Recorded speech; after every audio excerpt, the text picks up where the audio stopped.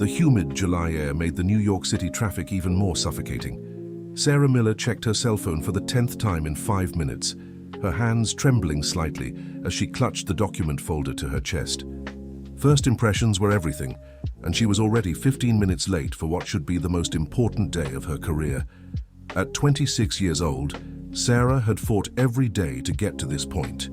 The daughter of a cleaning lady and a doorman, she grew up in a tiny apartment in the Bronx, where the dream of working in one of the biggest tech companies in the country seemed as distant as the penthouses of the Upper East Side. But she persevered. 2 degrees paid for with scholarships, 3 simultaneous jobs during college, and countless sleepless nights studying landed her the position of digital marketing analyst at Stellar Tech. The 40-story mirrored building rose imposingly on Park Avenue, reflecting the heavy clouds threatening rain. Sarah adjusted her navy blazer, the most elegant she owned, and took a deep breath before crossing the white marble lobby that echoed her hurried steps. The receptionist smiled politely and directed her to the executive elevator. 30-second. "Floor, miss, good luck." Sarah stepped into the empty elevator, pressed the button and allowed herself a moment to compose herself. She was here, finally. After years cleaning offices at night to pay for school, after hearing countless people doubt her ability, she was about to start working at one of the most innovative companies in the country. The elevator rose smoothly, when suddenly it stopped with a jolt between the 15th and 16th floors. The lights flickered once before stabilizing, and silence filled the compartment. "This can't be happening," Sarah murmured, frantically pressing all the buttons. On the panel.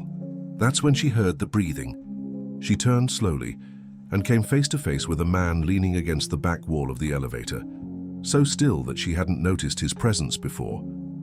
He was tall, probably around 6'1", with slightly disheveled brown hair and a stubble that gave him a careless air. He wore a dark grey suit that clearly cost more than 3 months of Sarah's salary, but he wore it with the nonchalance of someone who didn't care about appearances. What impressed her most, however, were his eyes. Blue as the ocean on a stormy day, they held an intensity that made her swallow hard. There was something in that look that suggested too many experiences, too many disappointments. "First day?" he asked, his deep voice breaking the silence. There was a tone of cynical amusement, as if the whole situation were just another joke of fate. "How did you know?" Sarah felt heat rise to her cheeks. He pointed discreetly to the folder she was holding against her chest with excessive force, where documents first day was written in large letters. "Oh," she laughed nervously. "Yes, it is. It's my first day. And have you worked here long?" "You could say that." He crossed his arms, studying her with curiosity. "Let me guess. Marketing? Sales? Digital marketing?"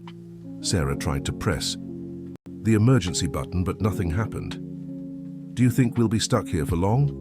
"Been there, done that. Might take a few minutes." He pushed himself off the wall and came closer, making the small space seem even smaller. "So what's your story?" "Daddy's little girl who decided to play at working. Or did you actually need this job?" The question was asked with a provocative tone that made Sarah frown. "Excuse me. It's a simple question. I'm trying to figure out if you'll last more than 6 months here." "What kind of question is that?" Indignation overcame nervousness. "You don't even know me." "No, but I've seen dozens like you. Ambitious young people who think the world owes them something." He tilted his head, analyzing her. "Although, you're different. There's something in your eyes. And what do you see in my eyes?" The question came out softer than Sarah intended. "Hunger." The answer came immediately, accompanied by a smile that didn't reach his eyes. "Not hunger for money or status, hunger to prove something. To yourself, maybe." The air in the elevator seemed to thicken. Sarah felt her heart accelerate, and it wasn't just from first-day jitters. There was something magnetic about this man, in his direct and raw way of speaking, in the way he seemed to see through her carefully constructed defenses. "And you?" she asked, surprised by her own audacity. "What do your eyes say about you?" He seemed genuinely surprised by the question. For a moment, the cynical mask slipped, revealing something more vulnerable underneath. That I've seen too much. The answer came lower, almost a whisper. That I stopped believing in a lot of things a long time ago. Like what? Like people's sincerity, like second chances, like... He hesitated, his eyes meeting hers. Like real connections. The silence that followed was charged with an electric tension that made Sarah feel like the oxygen was scarce in the small compartment. She should be thinking about her presentation, about making a good first impression, about all the reasons why she had worked so hard to get here. Instead, she could only think about how inviting his lips looked, about what it would be like to feel his hands on her face. "You're right about one thing," she said, her voice husky. "I am hungry, but it's not just about proving something. No? Sometimes I'm hungry for living, for feeling, for doing something completely impulsive and out of my control." The words came out as if they had a life of their own, charged with an honesty that surprised her. His eyes darkened. That can be dangerous. "I know." Sarah took a step towards him, her heart beating so hard she was sure he could hear it. "But maybe it's exactly what I need." Before she could realize what she was doing, before reason could intervene, she rose on tiptoe and pressed her lips against his. The kiss began hesitantly, almost questioning, but when he responded, his hands finding her waist, pulling her closer, all hesitation disappeared. It was as if months of accumulated tension, years of restraint and control, exploded in a moment of pure intensity. The sound of the elevator coming back to life separated them abruptly. The doors opened on the 16th floor with a cheerful ding, and reality crashed down on Sarah like a cold shower. What had she done? Kiss a stranger in the elevator? On her first day of work? Without saying a word, without looking back, she ran out of the elevator, leaving behind the man who had just turned her world upside down.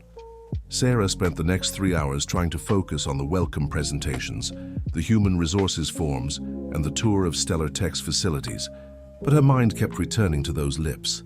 That touch, that moment of complete madness in the elevator. Every time she closed her eyes, she felt his taste again, the pressure of his hands on her waist, the intensity of that blue gaze. "Pathetic," she muttered to herself as she organized the materials on her new desk. "Completely pathetic." Carla, the senior analyst responsible for her onboarding, approached with a warm smile. "How are you feeling? I know it can be a little overwhelming on the first day." "Everything's fine," Sarah lied, forcing a smile. "It's all very impressive." "Wait, until you meet our CEO." Carla lowered her voice conspiratorially. "Nobody sees much of him around here. He's kind of a recluse, you know, but they say he's brilliant," and she paused dramatically. "Absolutely devastating. All the business magazines put him on the list of the most eligible bachelors in the country." Sarah's stomach tightened. "Is he new?" 32 years old. He took over the company after his father died in a car accident 5 years ago. He transformed Stellar Tech from a family business into a tech powerhouse." Carla checked her watch. "Actually, speaking of which, he rarely shows up at general meetings, but he's supposed to be here today. We have an important presentation with investors next week." At 4 in the afternoon, Sarah was directed to the main auditorium, along with the other new employees. The modern space easily accommodated 200 people, with glass walls offering a panoramic view of New York City. She chose a seat in the middle of the auditorium, hoping to go unnoticed. The presentation began with the directors talking about the company's culture, mission, and values. Sarah tried to pay attention, but her thoughts kept drifting, always, returning to that mysterious man. Who was he? Which department did he work in, and why couldn't she stop thinking about him? "And now," announced the head of human resources, "we have the honor of welcoming our CEO, who we can rarely convince to leave his office." Polite laughter echoed through the auditorium.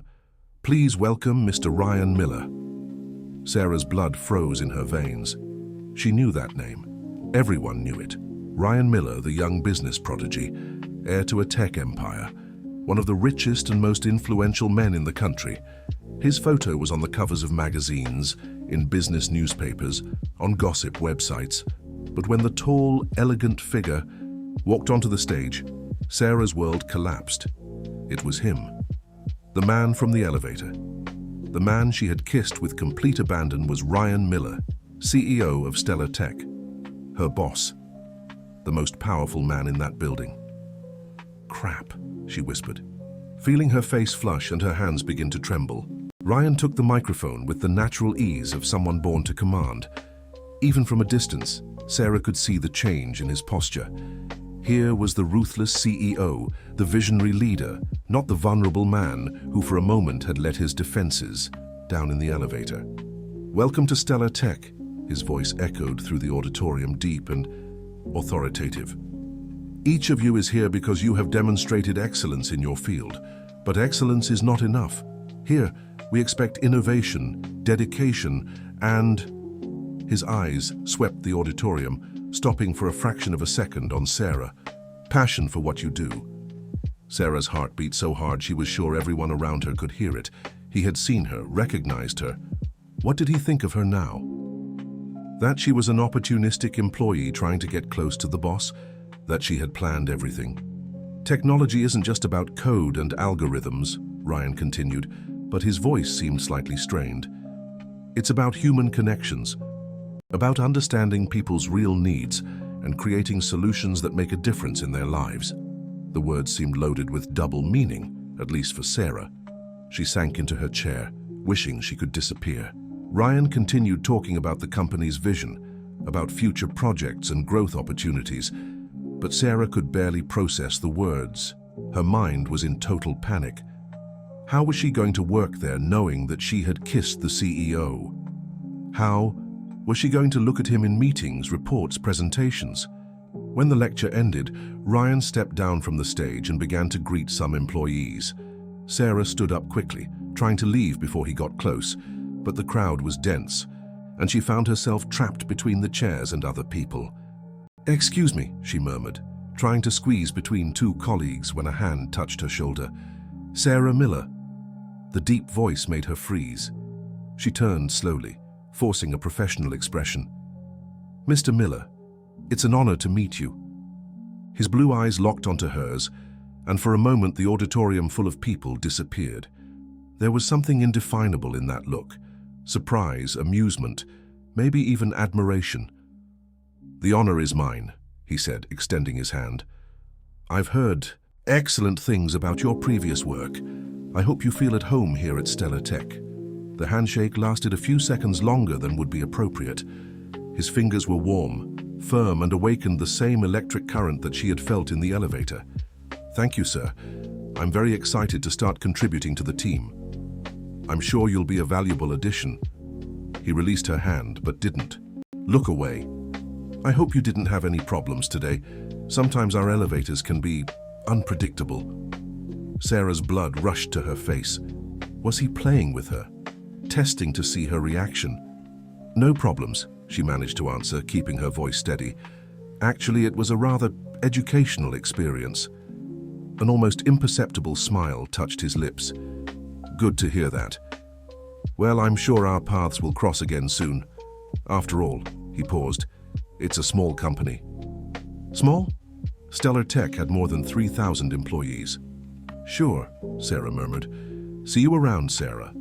He turned away, but before turning completely, he added in a low voice, just for her, "And welcome to the game." Sarah stood still, watching him walk away and greet other employees as if nothing had happened, but his last words echoed in her mind. Welcome to the game. What game? And what were the rules? One thing was clear. Her life had become infinitely more complicated. Not only did she have to prove her professional worth in one of the most competitive environments in the country, but now she also had to navigate the electric tension and the secret she shared with the most powerful man in the building. As she left the auditorium, Sarah couldn't decide if she was excited or terrified. Maybe it was both at the same time. In the following 2 weeks, Sarah immersed herself in work with an intensity that impressed even Carla. She always arrived early, left late, and volunteered for any extra project that came up. Part of her genuinely loved the challenge, but the truth was that keeping busy was the only way to not think about the CEO and that moment of madness in the elevator. Ryan, for his part, seemed to have disappeared. According to the office grapevine, he was involved in important negotiations with international investors, spending most of his time in his office on the top floor or in external meetings.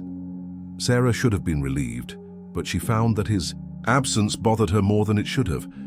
It was on a rainy Thursday that fate decided to intervene again. Sarah was working late on a campaign for the launch of a new app when she realized she was the only person left in the marketing department.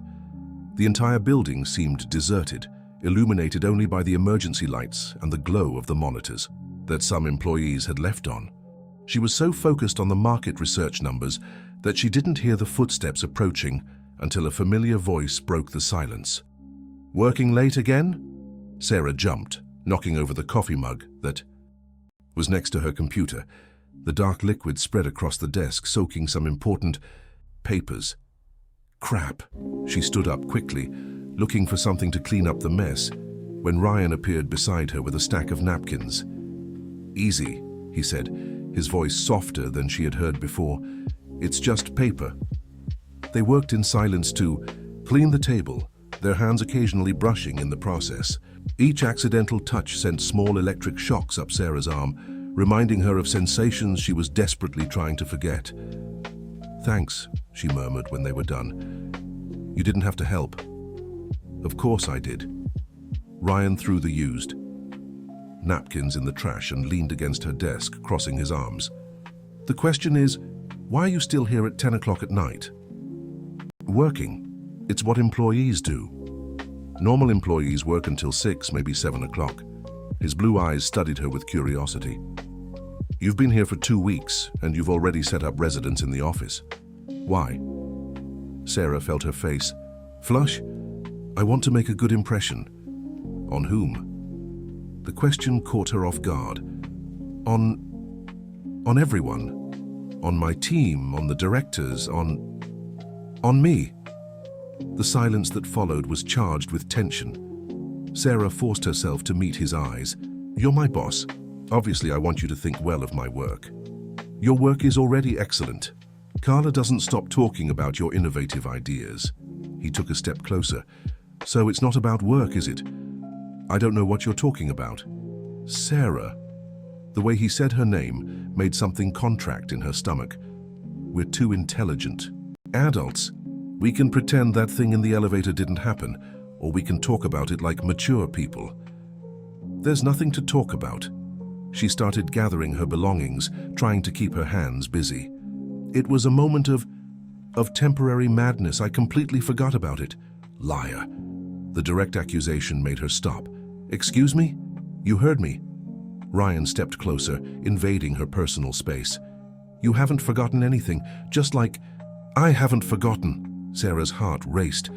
"Ryan, we can't what? Admit that there's something between us. You're my boss. That would be completely inappropriate." "It would be." He agreed but didn't move away. "If it was just about physical attraction, but it's not, is it?" Sarah swallowed hard. "I don't know what you're talking about." "In the elevator, you said you were hungry for living, for feeling, for doing something impulsive." His eyes locked on hers. "When was the last time you allowed yourself to feel anything real, Sarah?" The question hit her like a punch to the stomach. When had it been, really?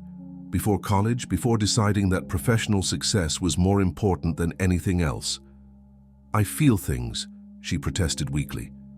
"Ambition, yes. Determination. But when was the last time you allowed yourself to be vulnerable, to let your guard down? Why do you want to know?" "Because I recognize the armor when I see it." He touched her face gently, making her shiver. "I spent years building my own." Sarah should pull away. She should be professional, keep her distance, remember all the reasons why this was a terrible idea. Instead, she found herself leaning her face against his hand. "Ryan, tell me to..." "Stop," he murmured, moving closer. "Tell me to go away and I will. We can pretend this conversation never happened." But she couldn't. Not when he looked at her like that, as if she were the most fascinating thing in the world. Not when his touch awakened sensations she had buried under years of focus and determination. "I can't," she whispered. "Can't what?" "I can't ask you to leave." The smile that lit up his face was unlike any expression she had seen before. There was no cynicism there, nor the calculated coldness of the ruthless CEO. It was pure, genuine, almost vulnerable. Then don't ask. This time he was the one who leaned in to kiss her. But unlike the impulsive kiss in the elevator, this was slow, deliberate, full of a tenderness that made Sarah's heart clench. It was as if he was memorizing every second, every sensation. When they separated, both were breathing heavily. "This is crazy," Sarah said, but didn't pull away. "Completely." He rested his forehead against hers, "and the most real thing I've felt in a long time." They stood like that for a moment, breathing the same air, sharing the same space, aware that they had crossed a line from which there was no turning back. "What now?" Sarah asked. "Now," Ryan brushed a strand of hair from her face. "Now we navigate this together. But you need to know one thing, Sarah." "What?" "My world is complicated. There are things about me, about my family, about the business, things that can be dangerous for you." "What kind of things?" He hesitated, a shadow passing over his eyes. "The kind of thing that can destroy careers and people." Sarah should be scared. She should ask questions, demand answers. Instead, she found herself touching his face, comforting him. "Then, let's figure it out together," she said. And for the first time in a long time, Ryan Miller smiled as if he truly believed that maybe, just maybe, some things were worth the risk. What started as casual after-work encounters quickly turned into something deeper and more dangerous. Ryan and Sarah began to meet at his apartment, away from the prying eyes of the office. He lived in a penthouse in Tribeca, with panoramic views of the city. But it was the simplicity with which he moved through that luxurious space that most impressed Sarah, as if all that wealth meant nothing to him. "You're not what I expected," she said one Friday night as she lay in his arms on the couch watching the city lights through the glass wall. "And what did you expect?" Ryan stroked her hair distractedly, his touch sending shivers down her spine. "Someone more arrogant, more convinced of their own importance." He laughed, a low and genuine sound. "Maybe I am, but not with you." "Why not with me?" Ryan was silent for a long moment, his touch stopping in her hair. "Because you see me, the real person, not the CEO, not the heir, not the man from the magazine. You saw me broken in that elevator and didn't run. I did run, but you came back." He pulled her closer. "Even knowing who I was, even knowing the risks, you came back." It was true. Despite all the common sense, all the voices in her head, screaming that this was a terrible idea, Sarah couldn't stay away from him. There was something magnetic about Ryan, a vulnerability hidden beneath all that strength that attracted her like nothing ever had. In the following weeks, they developed a carefully orchestrated routine. In the office, they maintained an impeccable professional distance. Sarah worked hard, Ryan conducted his meetings and public appearances, and no one suspected a thing. But on the evenings when the building emptied, or on the weekends when she went up to the penthouse using the private elevator, they allowed themselves to be just Ryan and Sarah. It was during one of those nights that Sarah discovered the first clue about the secrets he carried. They were cooking together, or rather Ryan was cooking while she watched, impressed by his culinary skills, when his phone started ringing insistently. "Ignore it," he said, continuing to sauté the vegetables. But the phone didn't stop. Ring after ring, until Ryan finally turned off the stove with a frustrated sigh. "Sorry, I need to take this." He looked at the screen and his face closed completely. "Hello, Brittany." Sarah pretended to be focused on the wine, but couldn't help but hear fragments of the conversation. "No, I haven't changed my mind." "Brittany, we've already talked about this. It's none of your business, but she has nothing to do with it." When Ryan hung up, his expression was grim. "Everything okay?" Sarah asked, trying to sound casual. "Everything's fine," but the tension in his shoulders said otherwise. "Just family matters." "Brittany is your ex?" Ryan hesitated. "It's complicated." "Complicated how?" "Sarah." He came closer, touching her face. There are things about my past that I'd rather not discuss yet. Not because I don't trust you, but because I don't want you to get hurt. How could I get hurt? My family has expectations about who I should date, who I should marry. Brittany has been part of those expectations for a long time. Sarah's stomach tightened. Are you engaged? No. The answer came quickly and firmly. We never were.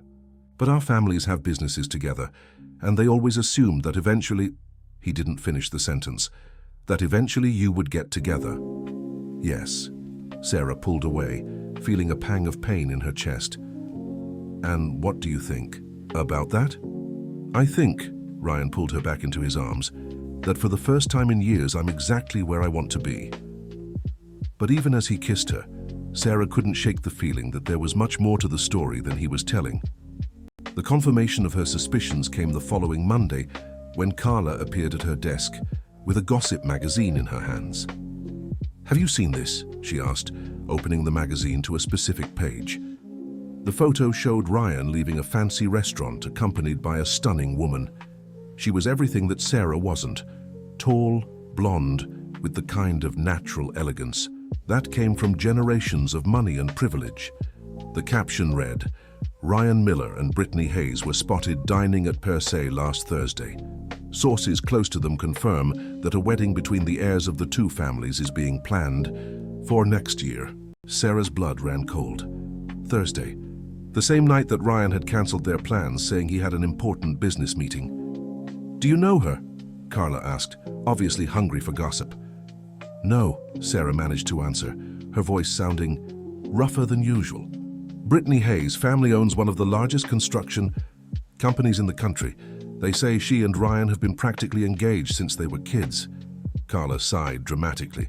It must be incredible to marry for love and also have it be perfect for business, right? Sarah spent the rest of the day on autopilot, pretending to work while her mind processed the discovery. Ryan had lied to her, not only about the business meeting, but about the whole situation with Brittany. The casual way he had described the relationship, as if it was something from the past when clearly it was still happening. When Ryan appeared at the end of the day, as had become his custom, Sarah was ready for him. We need to talk, she said, as soon as he approached her desk. Sure. He smiled, but the smile faltered when he saw her expression. Did something happen? Sarah showed him the magazine. Do you want to explain this? Ryan's face paled. Sarah, you lied to me. You said you had a business meeting on Thursday. Technically, it was a business meeting.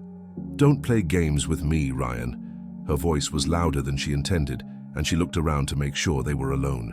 Are you engaged to her? No. But will you be? The hesitation was answer enough. Oh my God. Sarah stood up, starting to gather her things. I'm just a distraction, aren't I? Something for you to have fun with while you decide whether to marry the appropriate little princess. It's not like that. Then how is it? She turned to face him, feeling tears of anger burning her eyes. Explain it to me, Ryan. Explain to me how you can say that I'm the most real thing you've felt in years while you're planning your wedding with someone else. His silence was deafening. Was that what you meant about your world being dangerous? Continued Sarah, her voice breaking. That I would just be a dirty secret you'd keep until you married the right woman? Sarah, please. No. She shook, her head grabbing her purse. I thought you were different. I thought what we had was real. It is real. No, Ryan. Real would be you being honest with me. Real would be you not making a fool out of me. And for the second time, Sarah ran out, leaving Ryan behind. But this time she wasn't running from the intensity of the moment. She was running from the pain of discovering that maybe she had just been a lovesick fool from the start.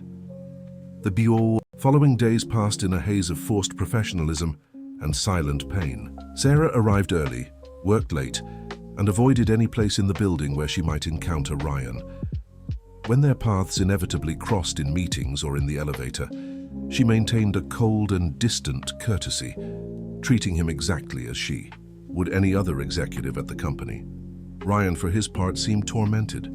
Sarah could feel his eyes on her during presentations, noticed how he hesitated when he passed her desk, as if he wanted to say something, but she didn't give him the opportunity. She always had an urgent call to make, a report to finish, a meeting, for which she was late. It was Carla who finally forced the issue on a Thursday afternoon. "Okay, what happened?" she asked, sitting down in the chair next to Sarah's desk. "I don't know what you're talking about." "Sarah, you've been working like a machine for 2 weeks. You don't have lunch with us. You don't participate in the conversations. And whenever someone mentions Ryan, you look like you've swallowed a lemon. I'm focused on work." "Bullshit." Carla leaned closer. "Something happened between you two, didn't it?" Sarah's blood ran cold. "Between who?" "You and Ryan. I'm not blind, Sarah. I've seen how he looks at you, how you tense up when he appears, and now this frustrated sexual tension is making everyone uncomfortable. You're imagining things. Am I? Because he's been acting weird too.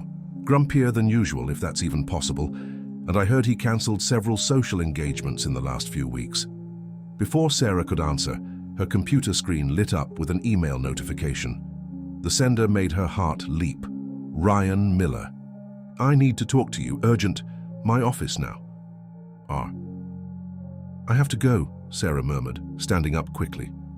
"Where to?" "Important meeting."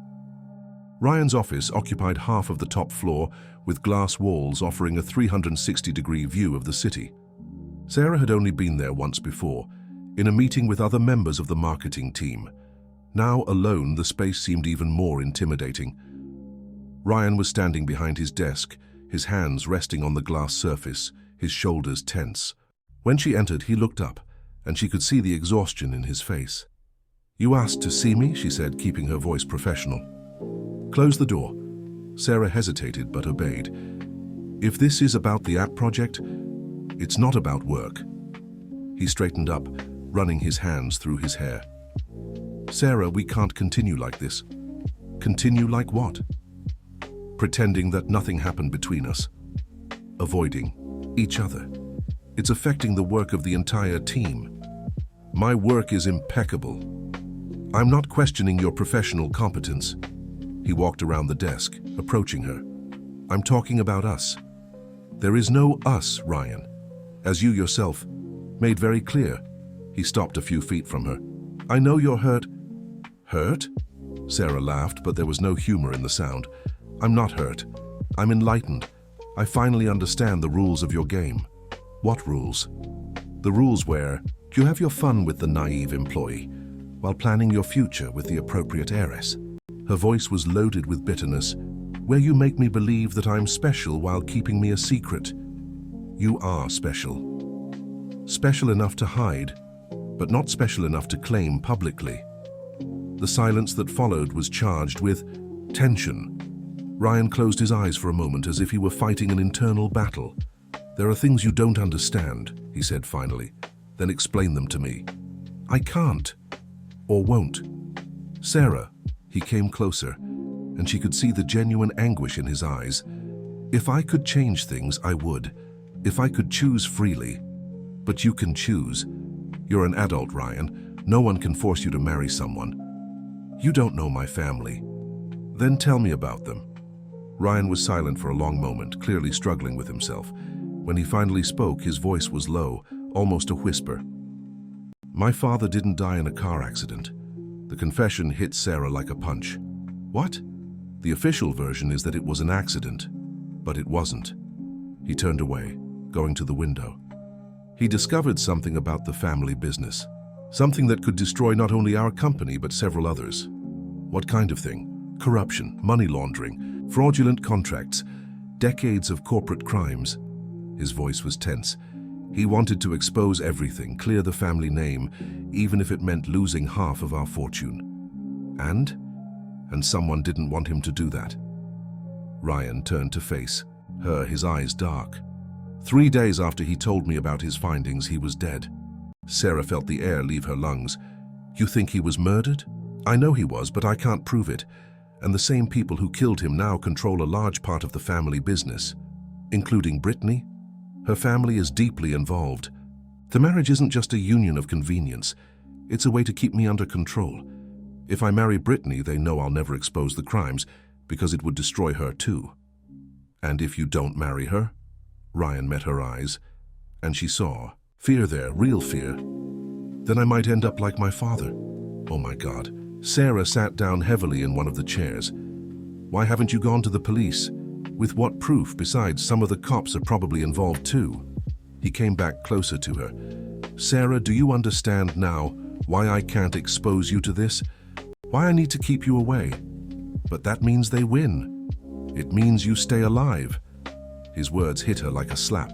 She looked up and saw the raw pain in his face, the way his hands trembled slightly. Ryan, the moment you became important to me, you became a target. His voice was broken. If they find out about us, they'll use you to control me. Or worse. Sarah stood up, approaching him. What if I don't care about the risk? I do. He touched her face with trembling fingers. I care too much about you to let that happen. Then what do we do? Nothing. We keep pretending we mean nothing to each other. You find someone who can give you what you deserve, and I... He swallowed. Hard. And I do what I need to do to keep you safe. Sarah felt tears burning her eyes. What if there's another way? There isn't. What if there is? Ryan kissed her then, a desperate kiss, full of all the pain and love that he couldn't express in words. When they separated, both were crying. I love you, he whispered against her lips, and that's why I need to let you go. In the weeks following Ryan's confession, Sarah found herself living an agonizing double life.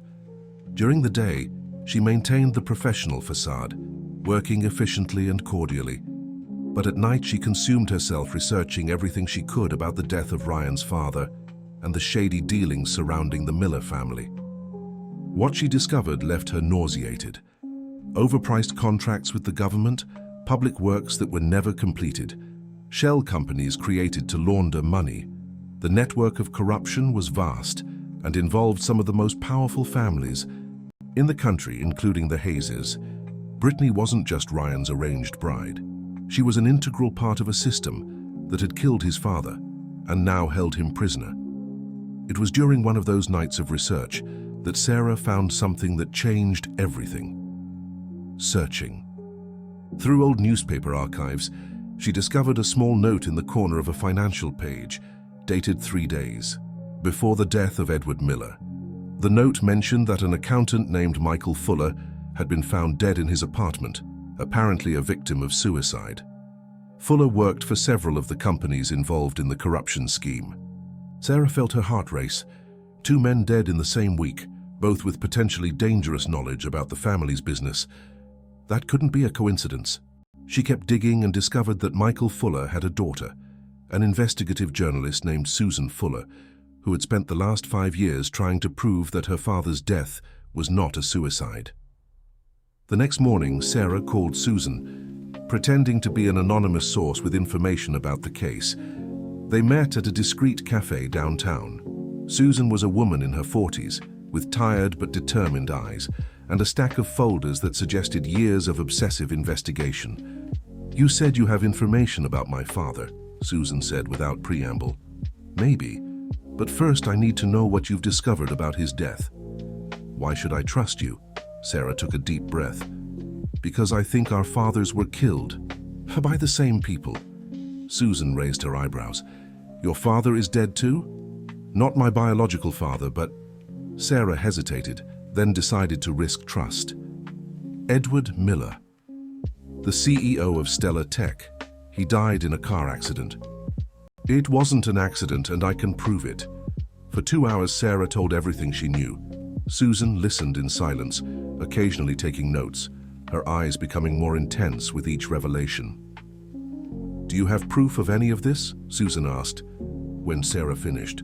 Not physical, but I have access. Access to what? To the Stellar Tech files? To the computers, to the documents? Sarah leaned forward. If there is evidence about what Edward discovered, it's there. And you're willing to risk everything to get that evidence?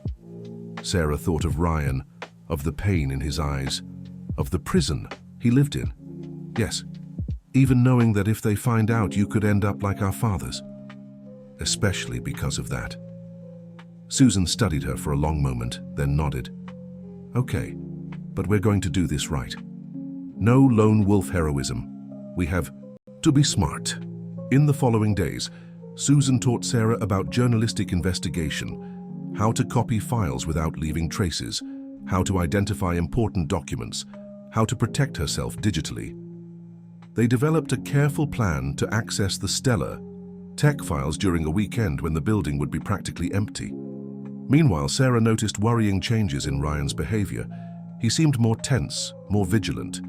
During a team meeting, she saw him checking his phone obsessively, and when their eyes met accidentally, she saw something that alarmed her: pure fear. On Friday night, as Sarah was finalizing preparations for the weekend operation, Ryan appeared at her desk. The building was almost empty, and his presence caught her off guard. "We need to talk," he said, his voice strained. "Ryan, Now." They went to an empty conference room. As soon as Ryan closed the door, Sarah saw that he was clearly agitated. "You have to get out of town," he said without preamble.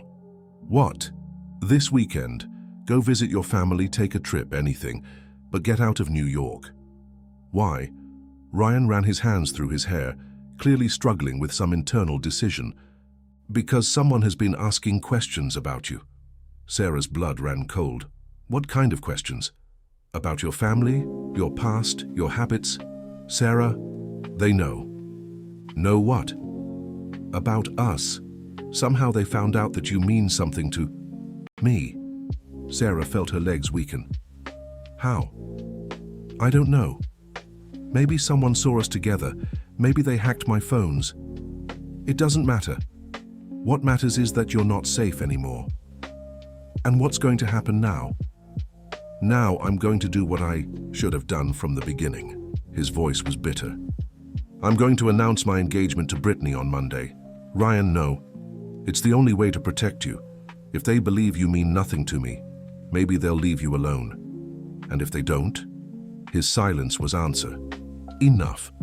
"There's another option," Sarah said, making a decision that she knew would change everything. "There isn't. What if I told you I can find the evidence your father had, the proof that can destroy them all?" Ryan stared at her, disbelief and hope fighting on his face. "Sarah, what have you done? What you should have done 5 years ago." "I decided to fight. You don't understand the danger." "I understand it perfectly." She approached, touching his face. "But I also understand that some things are worth fighting for. And you're worth it, Ryan. We're worth it. If anything happens to you, then at least we'll have tried. At least we won't have spent the rest of our lives wondering, what if?"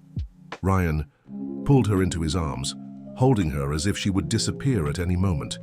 "What do you need me to do?" he asked against her hair. "I need you to trust me, and I need you to give me full access to the company files."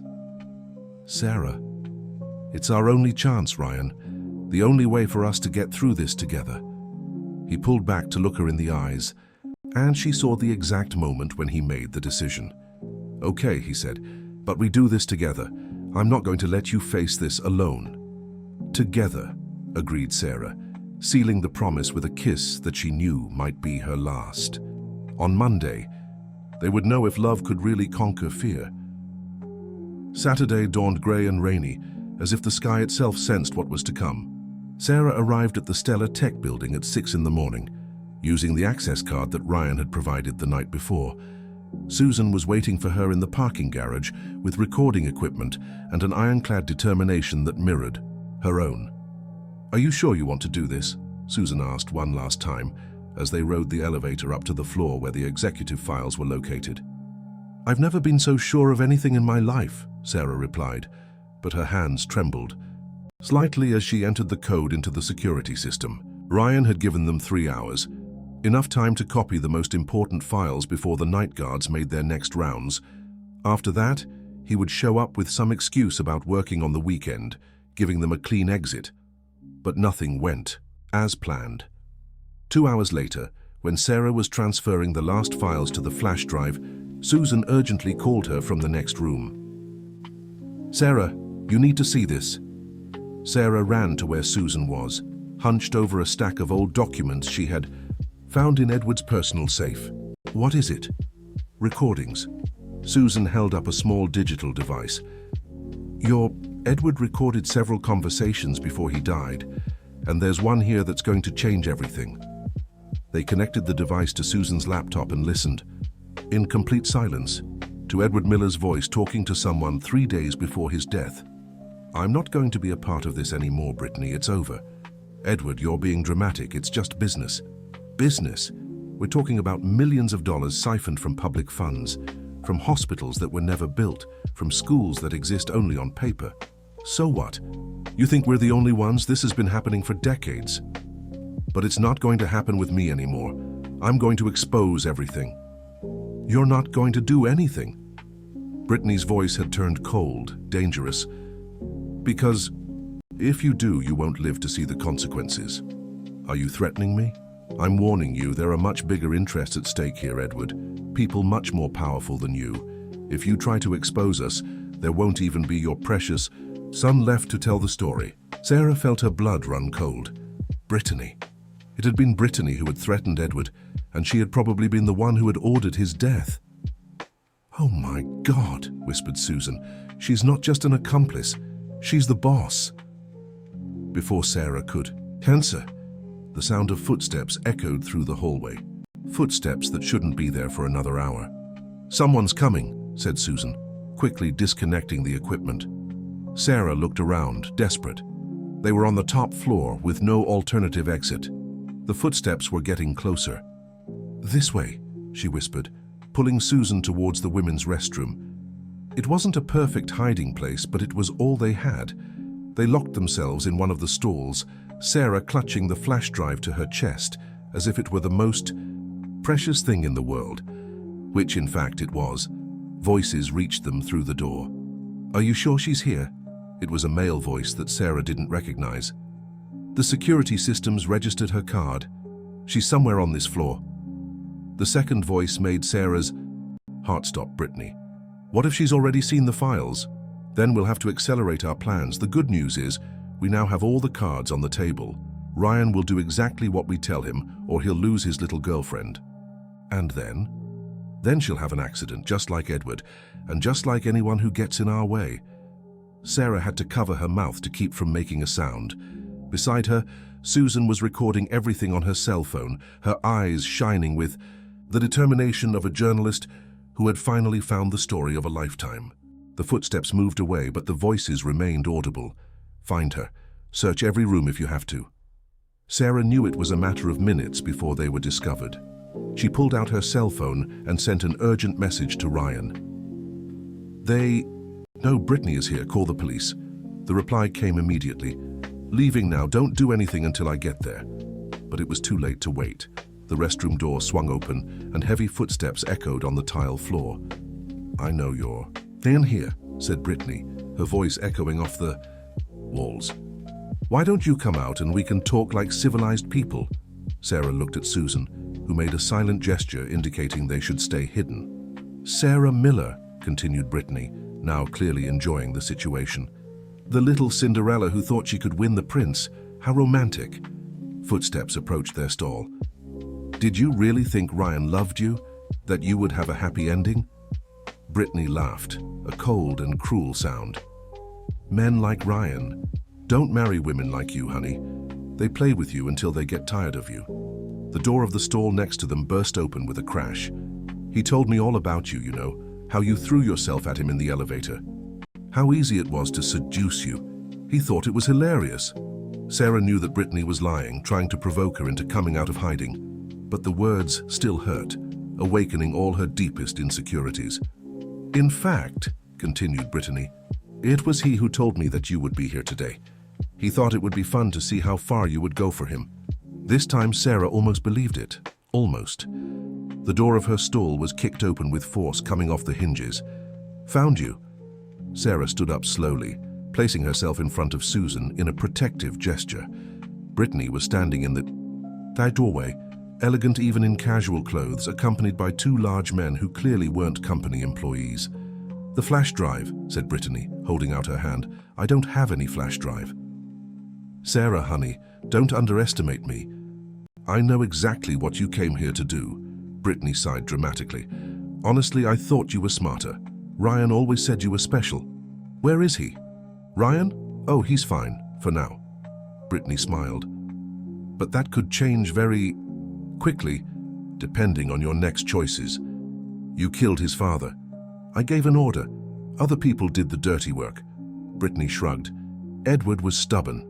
He couldn't understand that some things are bigger than individual scruples, like stealing public money, like keeping the economy running, like giving jobs to thousands of people, like keeping the country functioning. Brittany's voice became impatient. You idealists are all the same. You think the world is black and white. One of the henchmen approached. Want me to get the flash drive, boss? That won't be necessary. Brittany smiled. I'm sure Sarah will be reasonable. After. All Ryan's life depends on it. It was then that Sarah made the decision that would change everything. Instead of handing over the flash drive, she held it high in the air and shouted, Susan, now! Susan, who had been silently live-streaming everything on social media using, her cell phone, stood up and announced, Brittany Hayes, you have just confessed to murder lived to thousands of people. Brittany's face paled. What have you done? What we should have done a long time ago, said Sarah, still holding the flash drive. We fought. The sound of sirens began to echo outside, approaching rapidly. The chaos that followed happened in slow motion and accelerated speed at the same time. Brittany screamed orders at her henchmen, who moved towards Sarah and Susan, but the sound of the sirens was getting louder and louder, and running footsteps echoed through the corridors of the building. Get them! Bellowed Brittany, all her aristocratic composure disappearing. And destroy that cell phone. But before anyone could move, the restroom door burst open. Ryan ran in, followed by a team of federal agents and the detective that Susan had secretly contacted the night before. Federal agents! Everyone freeze! Brittany tried to run, but one of the agents caught her in 2 steps, handcuffing her while she screamed about her rights and political connections. Her henchmen surrendered without resistance, clearly more accustomed to intimidating unarmed employees than to facing federal authorities. Ryan ran directly to Sarah, pulling her into his arms with an intensity that almost knocked her over. Are you okay? Oh my God, when I received your message. He examined her from head to toe, looking for injuries. I thought I was going to lose you. I'm fine, Sarah whispered, finally allowing herself to collapse against him. We did it. Ryan, we have everything. The detective approached, holding out his hand for the flash drive. Ms. Miller, I believe this belongs to us. Sarah hesitated for just a second before handing over the device. There are 5 years of evidence in there. Documents, recordings, everything. And the live stream caught the full confession, added Susan, still filming. Thousands of people saw and heard Brittany Hayes admit to ordering the murder of Edward Miller. Brittany, even in handcuffs, managed to find her voice. You have no idea what you've just done. There are very powerful people involved in this, people who aren't going to let this charade continue. Ms. Hayes, said the detective calmly, you are under arrest for murder, conspiracy, money laundering, and corruption. You have the right to remain silent, and I strongly recommend that you use that right. As Brittany was led away, she shouted over her shoulder, Ryan, you think this is going to change anything? You think you can just erase decades of history? Your family has always been part of this. Ryan stiffened in Sarah's arms, but his voice was firm when he replied, My family ends with me, and I choose a new beginning. The following hours passed in a blur of testimonies, paperwork, and interviews. Susan's livestream had gone viral, with millions of views and shares. The arrest of Brittany Hayes was headlining every newspaper in the country, and the FBI had set up a special task force to investigate everyone involved in the scheme. It was only at the end of the afternoon, when they were finally alone in Ryan's office, that they could really talk. What now? Asked Sarah, looking out the window at the city that stretched out below them. What happens to Stellar Tech? To you? Ryan approached, standing behind her and wrapping his arms around her. Now we rebuild. It's going to be difficult. We're going to lose contracts, some investors, maybe even employees. But we're going to do it the right way. And with your family, with the rest of the scheme. The feds have assured me that everyone involved is Going to be investigated. It's going to take time, but... He paused. For the first time in 5 years, I feel like I can breathe. Sarah turned in his arms. It wasn't for nothing, was it? What your father tried to do. No. And now we're going to finish what he started. Ryan touched her face gently. But I couldn't have done it alone. You gave me back the courage I thought I had lost. We did it together. Together, he agreed, sealing the promise with a kiss that tasted of freedom and future.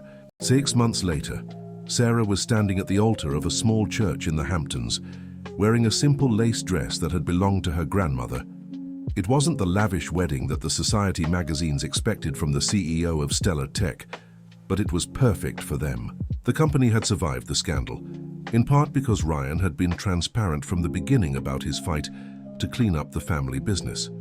The honesty had cost some contracts, but it had also attracted new clients who wanted to work with an ethical company. Susan, who had won several journalistic awards for her investigation, was in the front row next to Sarah's mother, who still couldn't believe that her daughter had married a millionaire, but was more proud of the fact that she had helped arrest murderers. You who met in a moment of destiny, said the priest, smiling at the couple, chose not only to love each other but to fight together for truth and justice. May that courage continue to guide your marriage. When Ryan kissed Sarah, sealing their union, she thought about the improbable path that had led them there. A broken elevator, an impulsive kiss, a passion that almost destroyed them before saving them. No regrets, whispered Ryan against her lips. None, she replied, smiling. After all, sometimes it's worth jumping off the cliff. Especially when you have someone to fly with. As they left the church under a shower of rose petals, Sarah knew that her life was just beginning. It wouldn't be easy. There were still ongoing investigations, lawsuits ahead, and the challenges of rebuilding. A company and a life on new foundations. But for the first time since she had stepped into that elevator on her first day of work, Sarah wasn't afraid of the future. She was looking forward to it, because now she knew that the best love stories didn't begin with safety and predictability. They began with courage, risk, and the willingness to fight for what really mattered. And what mattered was right there, holding her hand, ready to face anything the world threw their way. Together.